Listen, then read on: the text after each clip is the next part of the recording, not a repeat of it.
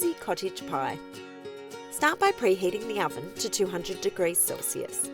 Heat a large non-stick frying pan over medium heat. Add beef mince and cook for 5 minutes, stirring with a wooden spoon to break up any lumps. Keep cooking until the mince changes colour.